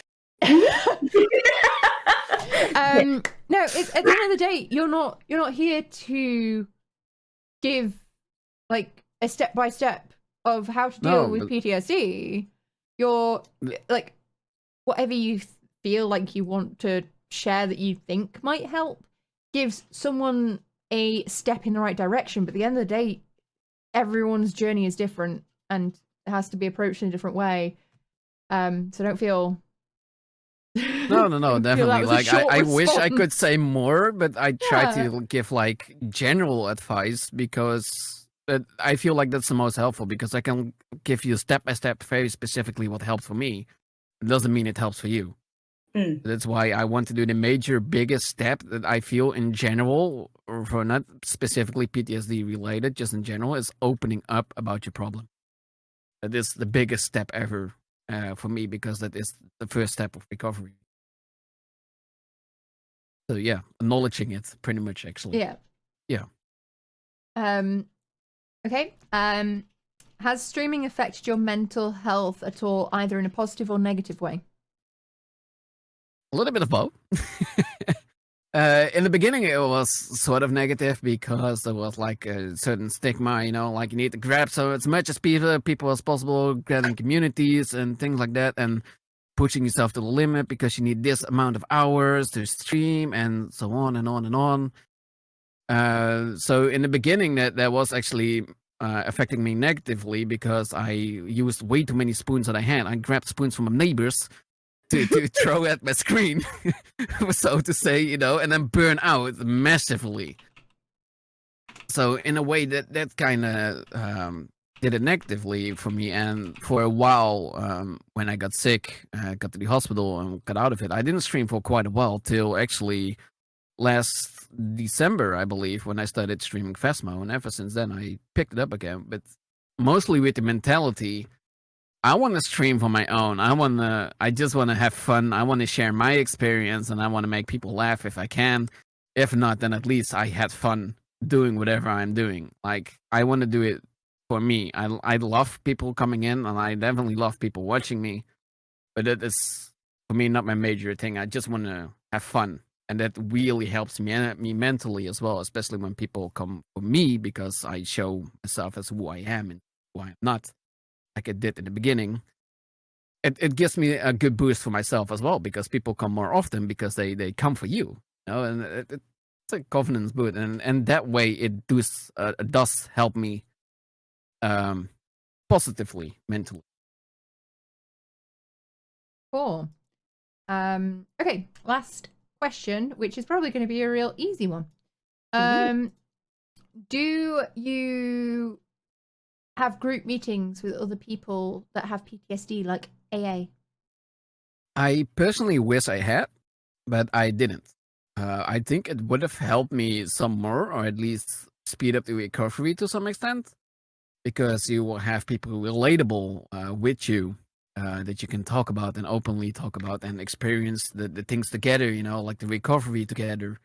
I think it would have been helpful, but I was always scared to even look it up. Like, I don't even know where to look to begin with. And I didn't know really a lot of friends or anything that had PTSD. So, no, I personally wish I had, but I didn't. I mean, I'm pretty sure in some areas there are such groups. It may not specifically be PTSD orientated, but it is definitely mental health recovery orientated. If you are in the UK, there's definitely Mind that have a large number of different types of classes to deal with different situations and peer support if you are looking for that. But yeah, in this particular situation, it was. Yeah, no, definitely. I believe there is definitely out there just in general for mental health. I must add on top of that, it doesn't help that I wanted to do things alone because I felt alone for so long to begin with. So that's kind of stuck on, you know, during the recovery. Eventually, I learned to not be alone and just accept help and things like that. But yeah, to be given, I also didn't really look up because I'm an idiot like that. I keep thinking like I should know that in some sense. But... No, referring to yourself as an idiot for not doing something that later down the line you think would have been good. It's a process. It's a learning process. You can't fault yourself for that. So and do not refer to yourself as an idiot for that. You're not an idiot for not knowing something. Okay, let me put it like this, like a cute, ignorant boy that I was.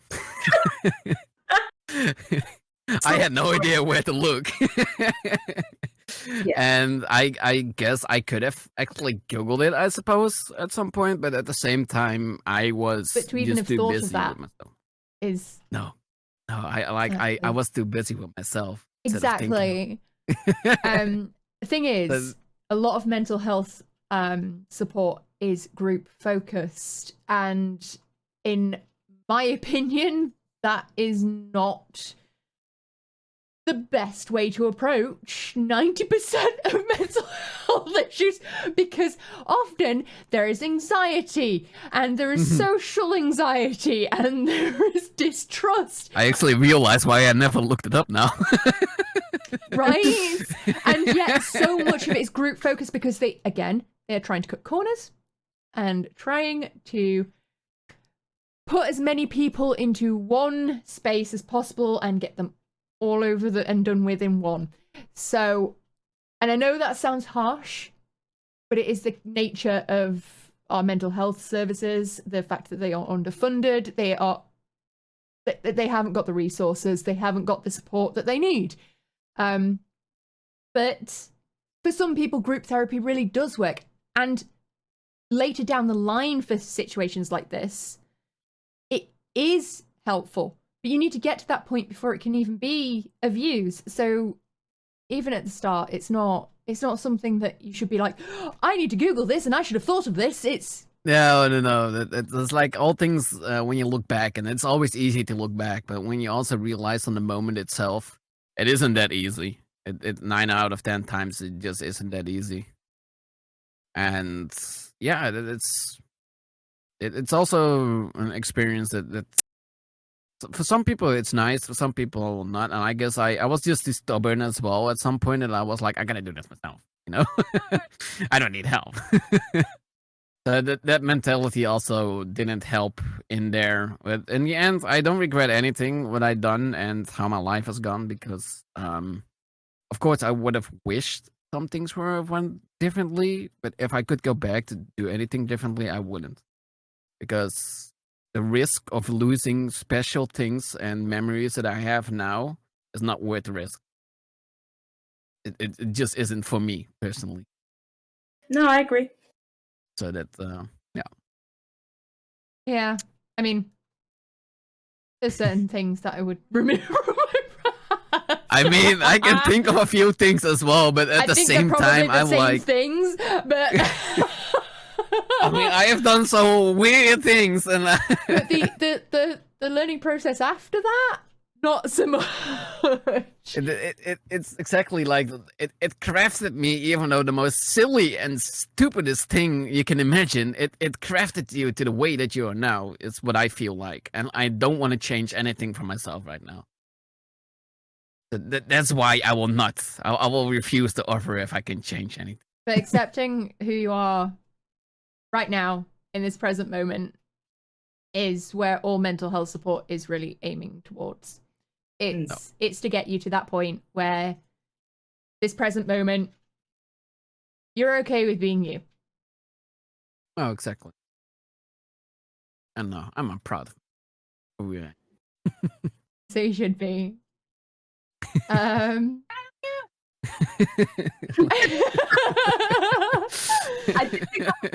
think that was Mystery. Yeah, Mystery said, I love you. She was yelling there. She's so sweet. Right. Well, that was all of our questions. And that's time.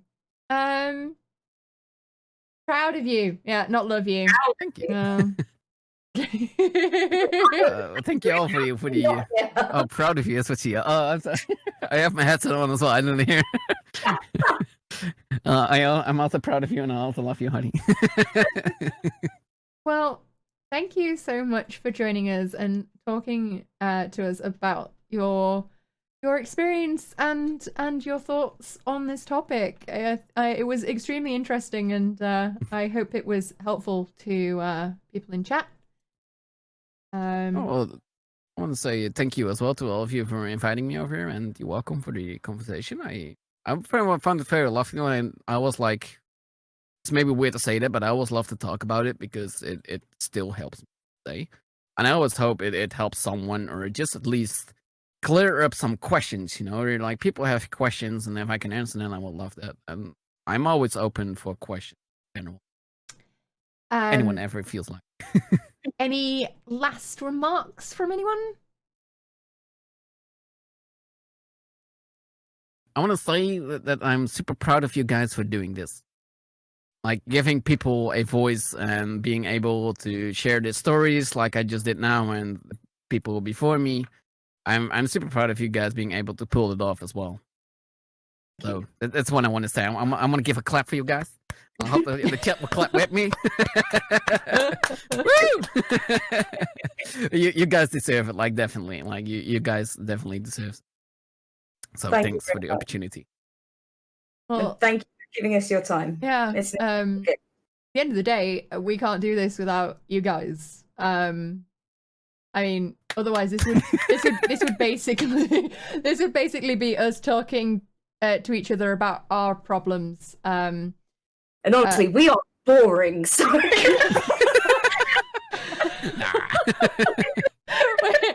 don't know. I think we could keep it going for at least about 4-5 episodes. Don't worry, I'm gonna throw. Just get more people a pussy collection. It works, you know. All right. Well, if you've missed any of the podcast, it will be up on Anchor. Eventually, once Sai edits it, for you to catch up with it.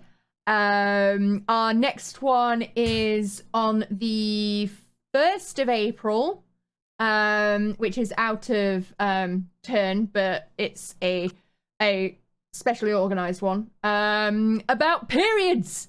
Because you want to listen to us talking about periods for 2 hours. We're talking about vaginas, discharge, and cramps.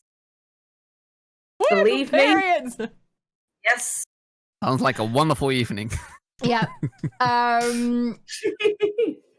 Obviously, there is also the Through Our Eyes stream on Saturday, which Artemis, would you like to enlighten us again? Will. So yes, this Saturday coming between the hours of 12 p.m. GMT and 10 p.m. GMT. It's gonna be a long one hosted by myself and Mouse Was Taken. It's going to be absolutely fantastic. We have 30 guests, all from across the LGBTQIA+ sphere. We are also going to be hoping to raise £2,500 for a UK-based charity which helps out gender non-conforming and trans youth and their families. We have already raised nearly £50, and it hasn't even started yet. So that's pretty good.